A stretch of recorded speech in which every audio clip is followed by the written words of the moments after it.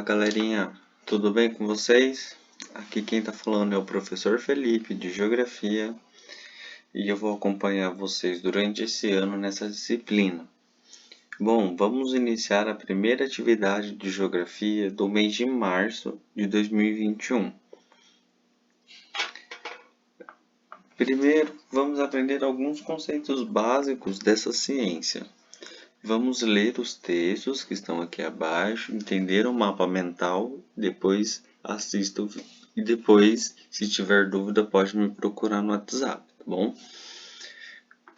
Bom, antes de começar, é importante vocês não esquecerem de colocar o nome com o sobrenome de vocês, a turma que você tá e conferir para ver se está tudo certinho, para não vir errado para mim, beleza? Bom, vamos ler esses textos sobre as características físicas do território brasileiro e depois vocês vão responder as questões. Na aula passada, vocês viram algumas atividades em relação então à localização do Brasil no mundo. É um país que está localizado no continente americano, no mais específico na América do Sul. Viram sobre a extensão do território brasileiro. Então é um território bastante grande, é o quinto maior país do mundo em área, em extensão territorial e tem como pontos extremos aí, né, do Brasil, a gente vai ter lá em Roraima, lá em cima, aqui no Brasil, na nascente do rio, que eu não consegui enxergar o nome, vai ser o ponto mais extremo do Brasil, mais a norte, e no sul o Arroio Chuí, né, uma cidade lá no extremo sul do Rio Grande do Sul. Então, do norte ao sul, ao extremo sul, são 4.394 quilômetros. E de leste a oeste são 4.319 quilômetros. Então, leste vai ser lá na ponta da serra, na Paraíba, até a nascente do rio Moa, no Acre, né? Então, a gente pode ver que é um país bastante grande, tá? Tem 4.300 quilômetros de um ponto ao outro do país. Bom, isso também, por ter esse tamanho territorial, vai fazer com que o Brasil tenha uma diversidade de climas e de paisagens, né? Então, essa diversidade de climas e paisagens vai ocorrer, então, por vários fatores, mas principalmente porque ele tem um tamanho grande na extensão norte e sul, né?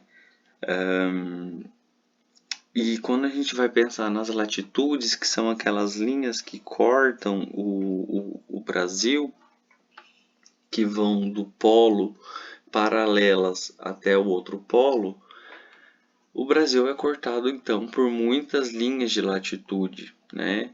E conforme a gente sabe, nas regiões mais próximas da linha do Equador, que é o caso do norte do Brasil, recebem uma maior quantidade de energia do Sol, uma quantidade de insolação maior.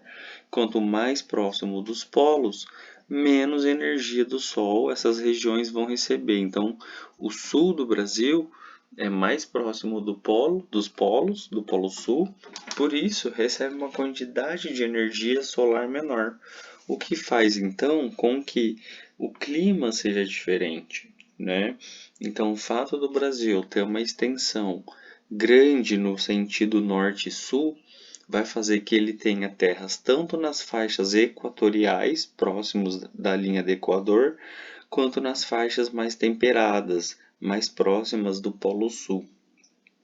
Então, a gente sabe também, como devem ter estudado no sexto ano, que o clima vai influenciar em várias coisas, como no relevo, se vai ter rios ou não vai ter rios, que é o caso da hidrografia, e na formação das florestas, né? Então, se tem um clima tropical, é diferente de um clima da caatinga, semiárido, né? Meio desértico.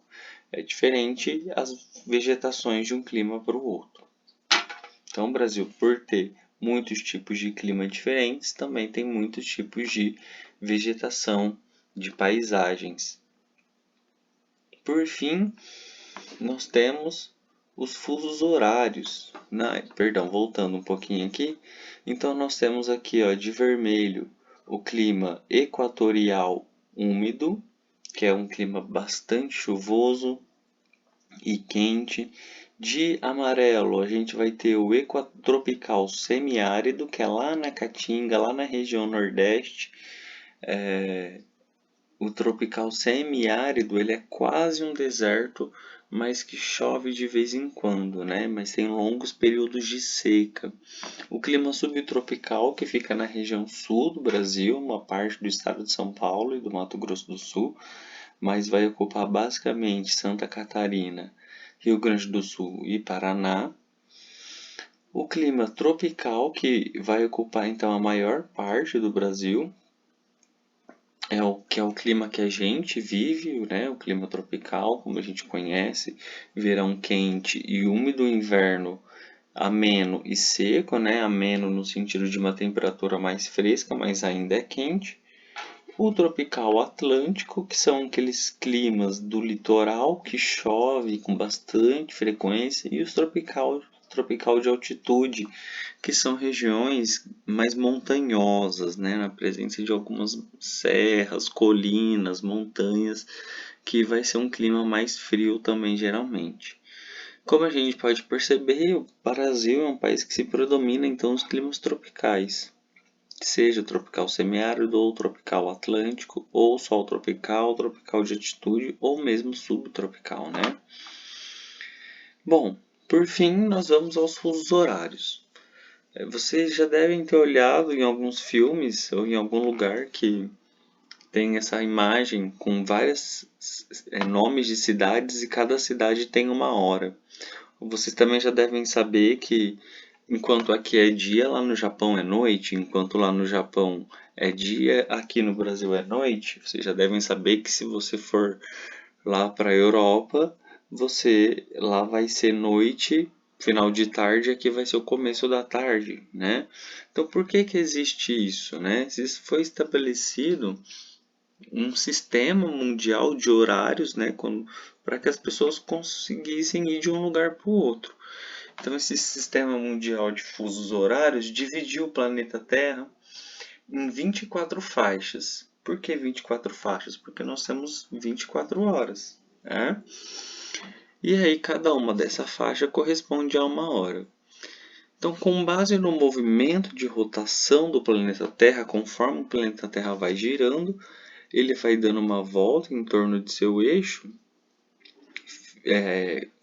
O tempo dele completar uma hora, ele vai percorrer 15 graus.